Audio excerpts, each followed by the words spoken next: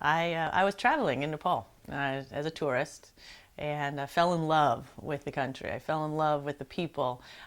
Gave myself a project to go photograph in this one village, and I returned every day for 6 or 7 days to the same village of Bhaktapur. And two little boys decided to befriend me. I tried to get rid of them. You know, very Western of me, like, go away, don't need you, leave me alone, I'm fine. And it was day 2 or day 3 that one of these two boys looked down at my shoes, and he said, 2 days, 2 shoes. And I think that was the first time I really was struck by the poverty. And I had that light bulb moment. I had that moment. I was like, I could do something. I'm going to try and put these two boys in school. And when I returned to Nepal a year and a half later, I went to the home of Ramu, which was one of these two boys. It was one room in a 3-story brick building that was probably about 400 years old, a family of 5. And on the wall was taped a picture of Ganesh and a picture of Shiva. They're all Hindus here in Nepal. And a picture of me.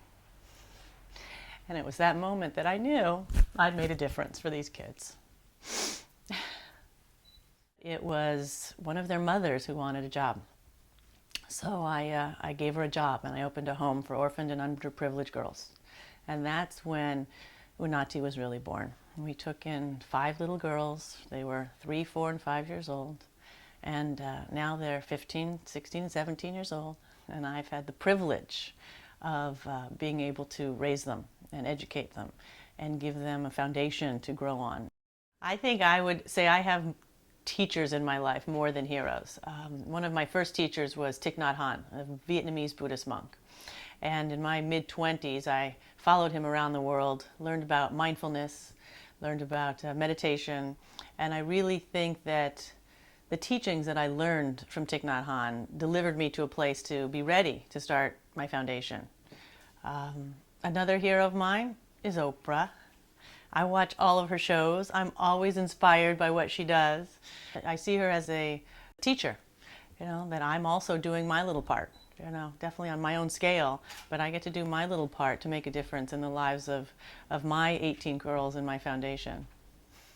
I would say my biggest challenge is that I started this foundation not knowing what I was doing.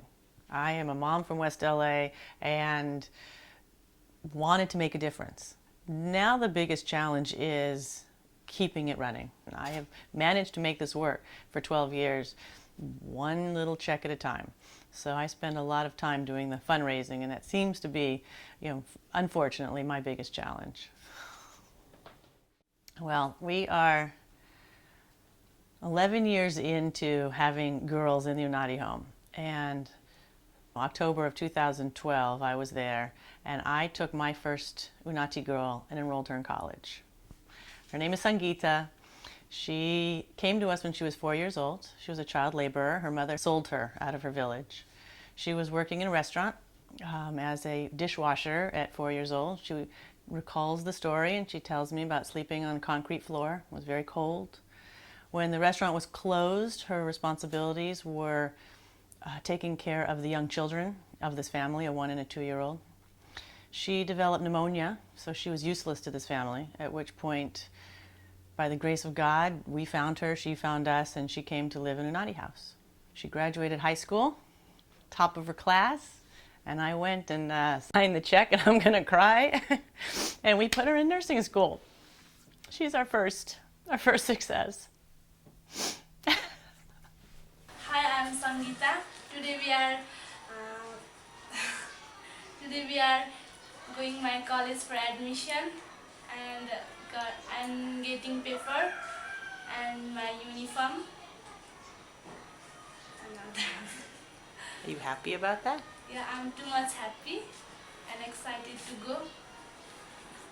My hopes for the future of the Unnati Foundation are to build our own home where we can take in a lot more children, to have funding to educate a lot more girls, to make the foundation self-sufficient. I really hope that by educating the women and the young girls in my village of Bhaktapur, that they will become the next generation of educators, that they will be able to run the foundation and give back to the girls in their community. So I am doing my little part with my foundation, educating young girls, and I do hope that, that it continues so we can educate so many more.